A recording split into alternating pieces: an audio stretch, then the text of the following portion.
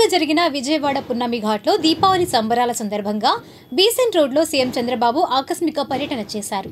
వీక్షిద్దాం నేటి దృశ్యం.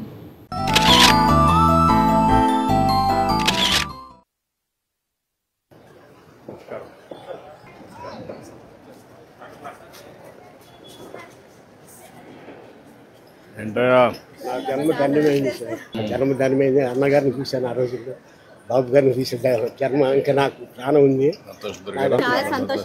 లోకేష్ బాబు గారు కూడా కార్యకర్తలు నేను నిలబడతాను. మన ఆయన చనిపోయినప్పుడు స్టేట్మెంట్ చాలా సంతోషం వేసింది నాకు. కాకపోతే సార్ ఈ కాలు తీశారు. ఈ కాలము ఎట్లా యాక్సిడెంట్ అయింది సార్. అంటే షుగర్ ఉంది నాకు. యాక్సిడెంట్ అయితే మోకాల దాకా తీశారు. మనం 2 సంవత్సరాలు మనం తమరు గెలిచే ముందు సార్. నేను సంతోషంగా తిరిగాను కూడా ఆ రోజుల్లో. 5 తర్వాత పడిపోయా. రిజల్ట్ వచ్చిన సంతోషం కూడా ఎన్ఆర్ హాస్పిటల్. తర్వాత ఈ కాలు పైలేరే ఉంది సార్. ఇది ఒక్క కాలు మీద నడవటంలో బాగా కొంచెం ఇబ్బంది అయిపోయింది. సరే జీవనోపాధి తమరు అప్పుడు ఇచ్చారు. 4 సంవత్సరాలు నన్ను ఏడిపించేశారు యథార్థంగా, దైవ సాక్షిగా. అయితే తమరి దృష్టికి ఇవాళ బాబా గారు దేవుడు వెంకటేశ్వరం పంపించారు అనుకుంటున్నాను. చాలా సంతోషం. ఏం చేస్తున్నా ఇప్పుడు ఇక్కడ?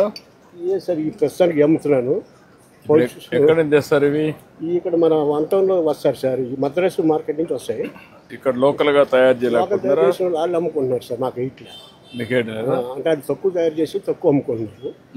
మాకేంటంటే మేము ఎక్కువ 10 మంది కలిసి తెచ్చుకుంటాం సార్. మా ఆవిడ సార్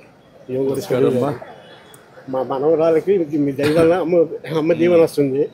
మాకేమో చక్కగా ఈ గ్యాస్ వస్తుంది. ఇప్పుడు ఈ జిఎస్టీ మూలాన నాకు నెలకు 1000 రూపాయలు మిగులుతాయి సార్. నెలకు 1000 రూపాయలు ఎలాగంటే సార్ మెడిసిన్ 2000 కాదు, మన 1500 అయింది. అంతకుముందేమో హెచ్ఎల్కి 2000 అయ్యేది, మన 1600 అయింది. 400 500 గ్యాస్ బండ ఊరికి ఫ్రీగా ఇచ్చారు. అది మీ పేరు చెప్తాను ప్రస్తుతానికి. అయితే కాకపోతే ఇంటి అద్దె ఇల్లు చాలా అదొకటి జీవనోపాధి ఇది ఉంది సార్.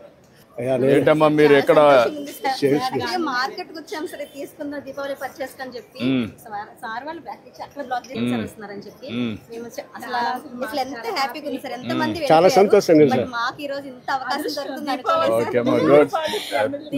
మొత్తం కూడా పంచిపెట్టాం సార్. మీకు అందరికి దీపావళి శుభాకాంక్షలు అమ్మా. దీపావళి కాదు సార్, ఇప్పుడు ఇంట్లో పెడుతున్నారా? మీరు కాకుండా అందరూ పెడుతున్నారా? మీరు కొంతమంది అందరూ పెడతారా దీపావళికి మాత్రం? మాకు అసలు జన్మ ధన్యమైంది అన్నగారి తర్వాత గారు. చాలా సంతోషం.